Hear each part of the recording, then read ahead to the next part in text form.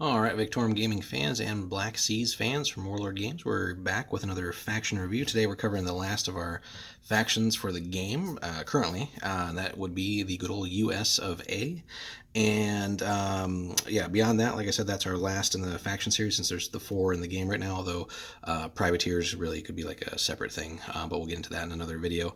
So the US of A, so we start off with a little bit of history on the US Navy, sort of the origins of it, and where it was basically roughly around this time of the game, so Napoleonic period, War of 1812, and so on. So then we get to our national rules, which are pretty cool. And that is the overfitted one here. The U.S. Navy had few large ships, but tended to reinforce the structure of its frigates and add many guns to them. The overgunned upgrade costs only 80 points instead of 100, and the sturdy upgrade only costs 40 points.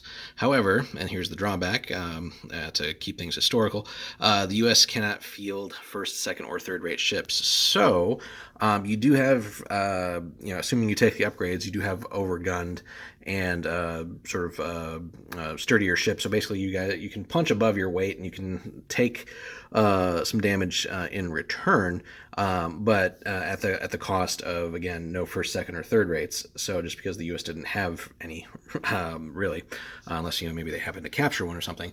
So if you were playing kind of like heads up, and for like competitive play using the national rules, there's a big debate about that. But it does make it pretty tough on the U.S. when the biggest thing you really get are like the super frigates, like the Constitution.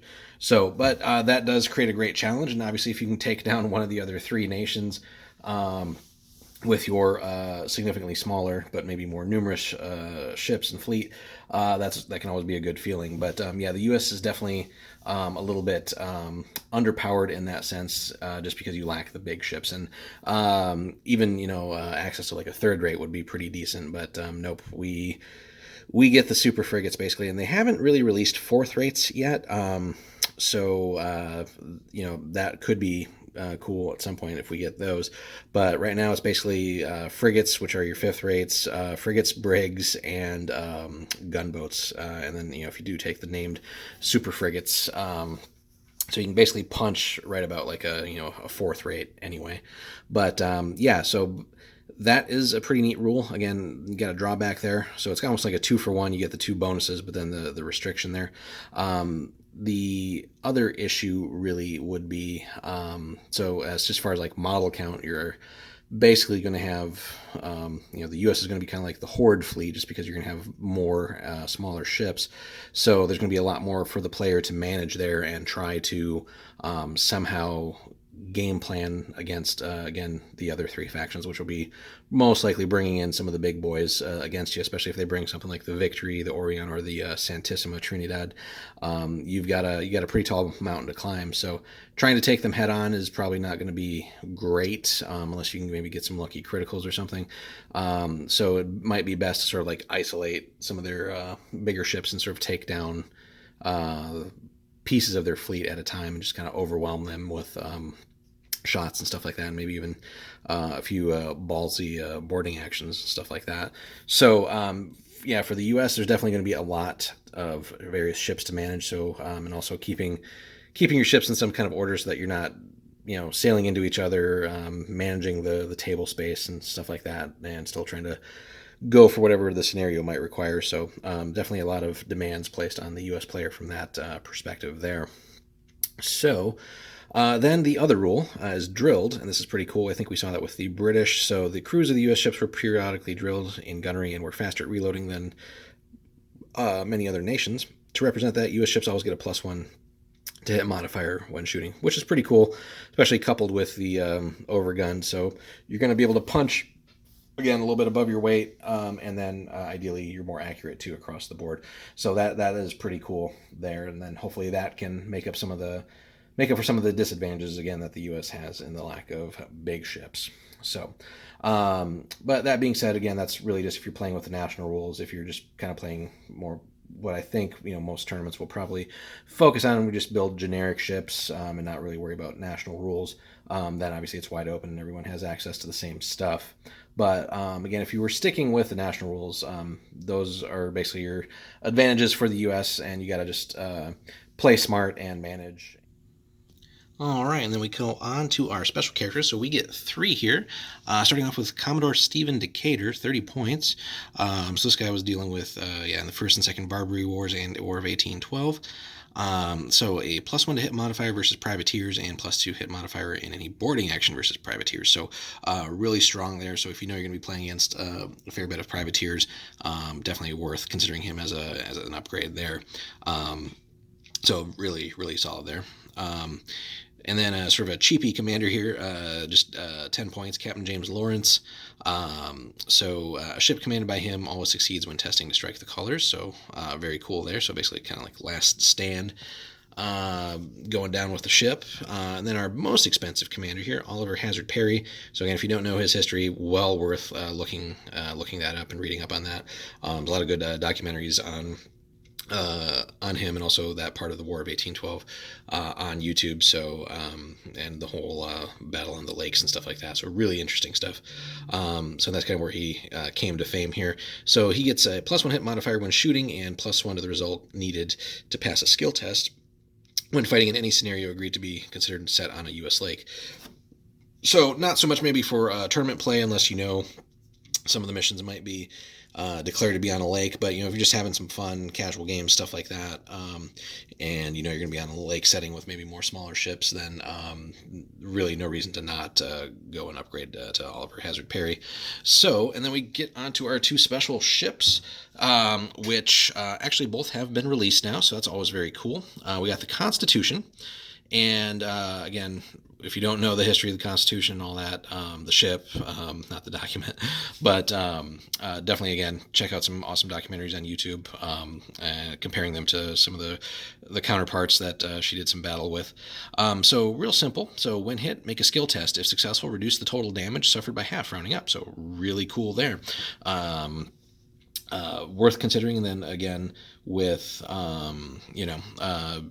that's basically like our single best ship for the U.S., at least currently during this time period.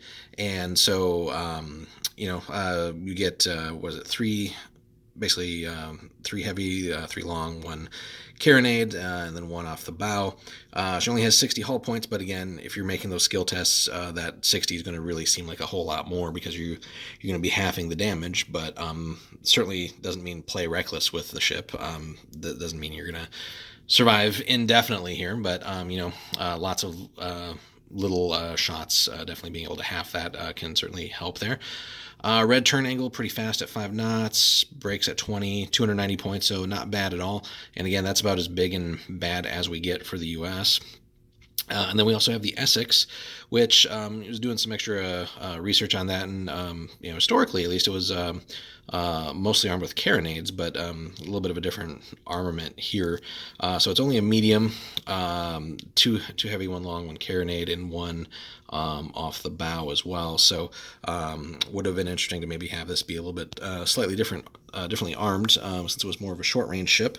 That's kind of also how she kind of met her end and ended up with the British, but definitely worth looking into the history on that. Again, several great documentaries on YouTube for that too. But what does she do? Basically, interestingly enough, just a +2 to hit on boarding actions.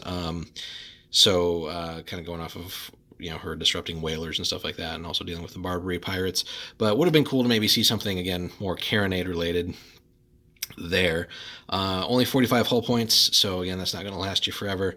And then 190 points there as well, also fairly fast. So those are our 2 ships. At some point it would be cool to see some of the other sister ships of the Constitution, and just to maybe have some more specials, essentially. But yeah, basically that's about as big as we get for the U.S., the super frigates, as they're called.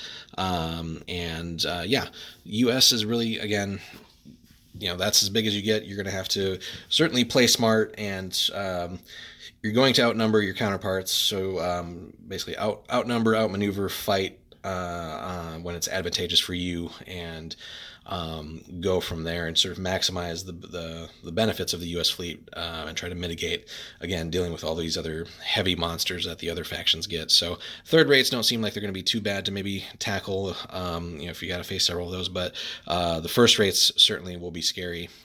So especially if you get caught in the wrong spot, even something like the Constitution's not going to last very long against something like the Victory or the Orient or the Santissima Trinidad. So you definitely need to use your speed and your maneuverability and plink away at the enemy ships. And again, trying to isolate and take down sections of their fleet at a time, where you can just swarm them with all of your brigs, gunboats, stuff like that, frigates, and just go from there.